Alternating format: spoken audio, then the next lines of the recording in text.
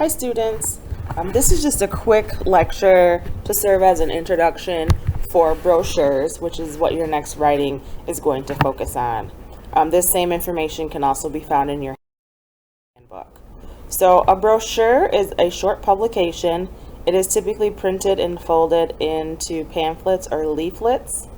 The purpose of a brochure is to promote a business, its products, and its services. And brochures can usually inform people, so just give them information, persuade them to do something, to buy something, to attend something, or it can be a mix of both of these purposes. And I'm sure you've all seen a sample of a brochure before. In fact, that was your homework for last week, so you should have seen one. There are two different types. So we have sales brochures, which are created to sell a company's product and services. The example that comes to mind when I think of a sales brochure is for like a massage therapist. So in their brochure, they have a list of all the different type of services they provide, or maybe like a spa.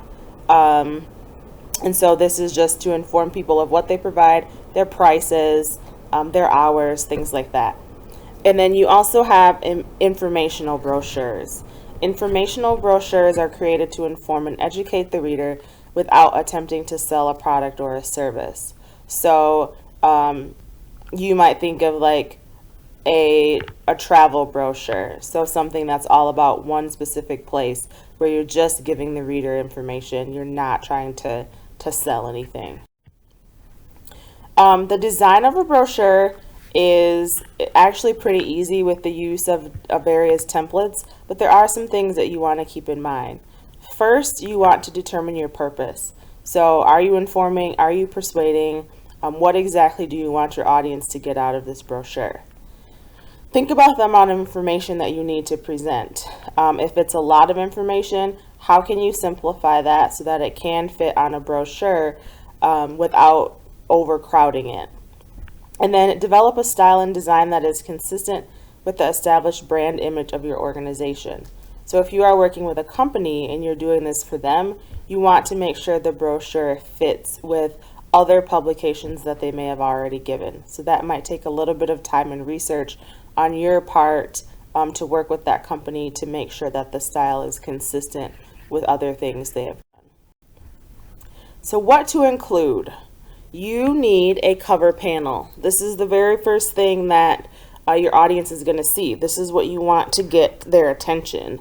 This will also show the purpose of the brochure, and it'll identify your organization or a product that you're promoting, usually with a headline, sometimes a tagline, a logo, and a carefully selected image.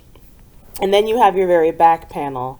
So that's like the center, once you fold it all up, that the back side is where you would typically put the contact information, either your contact information or the contact information of your company. Any legal or copyright disclaimers would also go there.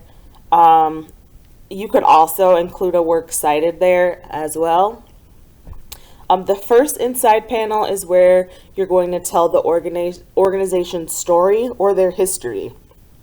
This is also an area to highlight some major accomplishments. So you want to use this panel, and it needs to be brief, again, just to highlight some of the most important things about the organization. And then any subsequent panels after that, you can use to describe the product or service from the reader's point of view. This brochure really is focused on the audience, so you want to make it clear to your reader what you're offering. You can include accurate and relevant supporting facts, use testimonials and visuals. So what have other people said about this company or product that make it worthwhile? Definitely use visuals. So any statistics, charts, graphs, lists, graphics, those can definitely and should be used on a brochure. Include a call to action. So what do you want your reader to do now that they've looked at your brochure? Do you want them to donate money? Do you want them to set up an appointment?